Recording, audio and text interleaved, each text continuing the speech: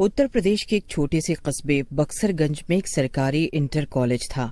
ये कॉलेज दिन में लड़कियों से चहकता था, लेकिन शाम ढलते ही वीरान और सन्नाटे में डूब जाता था। उस कॉलेज को साफ करने रोज रात को एक औरत आया करती थी। वो औरत ज्यादा लोगों को पसंद तो नहीं आती थी, लेकिन काम चल रहा था। उसका नाम था सीमा। रात को सफाई करते हुए सीमा गाना गा रही थी। सीमा अक्सर ऐसे ही काम किया करती थी, क्योंकि वो आलसी थी। अभी तो पार्टी शुरू हुई है। ये नया फोन तो कमाल का है। कितनी अच्छी आवाज है इसमें, मजा आ रहा है गाना सुन सुनकर। लेकिन अभी थोड़ी देर और निकाल देती हूँ, वरना बैटरी लो हो जाएगी। सीमा अपना फोन जैसे ही नीचे रखती है, तभी उसको अचानक से कुछ सुनाई देता है।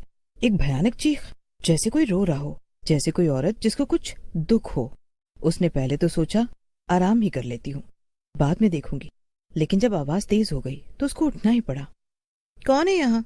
मेरा आराम छीनकर अब कुछ बोल भी नहीं रही है। ये जाने कौन है? सीमा को लगा जैसे कोई लड़की कॉलेज में है और वो रो रही है।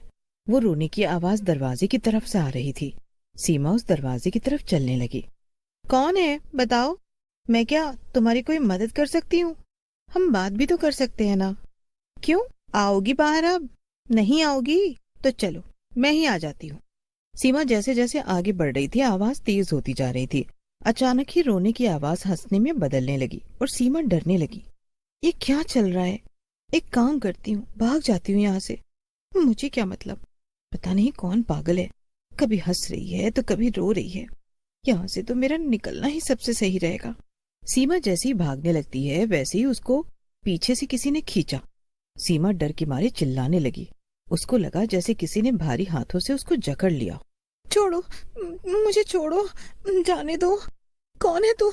मुझे जाने दो। सीमा ने पीछे मुड़ के देखा तो एक प्यून की ड्रेस पहने वो बहुत घबरा गई। हाय दैया, ये तो चुड़ैल है। छोड़ दे मुझे, छोड़ दे।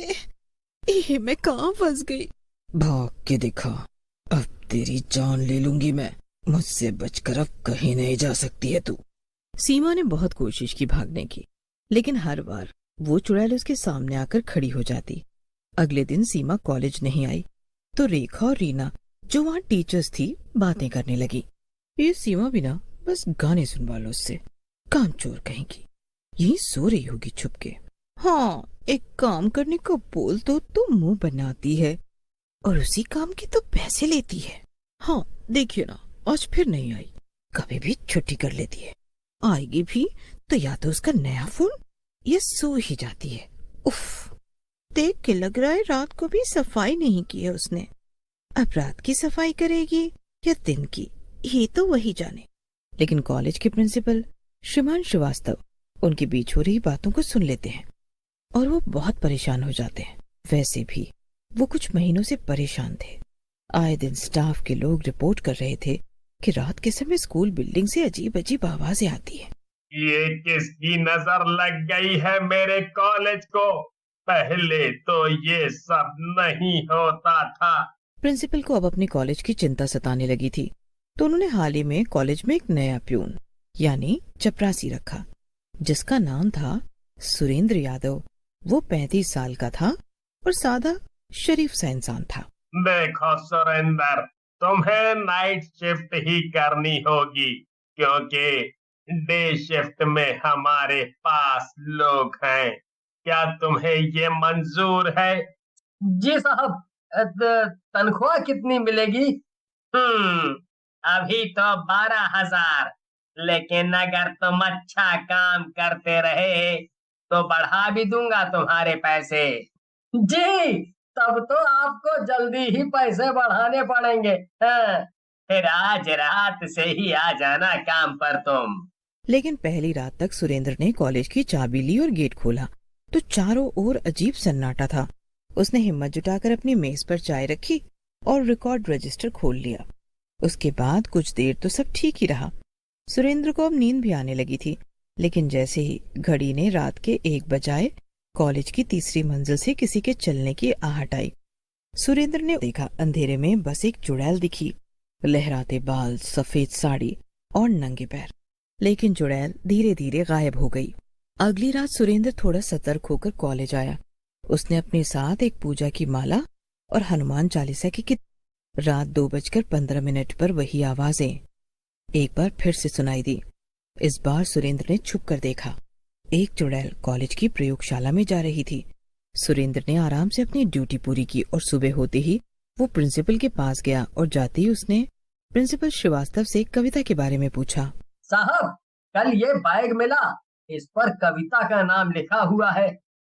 कौन है ये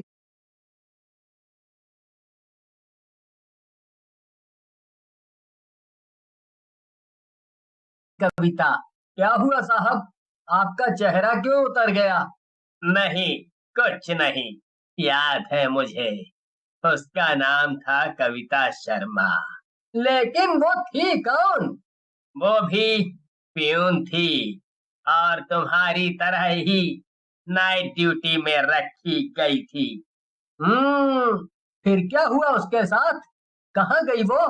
मर गई वो, आज से करीब 3 साल पहले एक अजीब हादसे में उसकी मौत हो गई थी।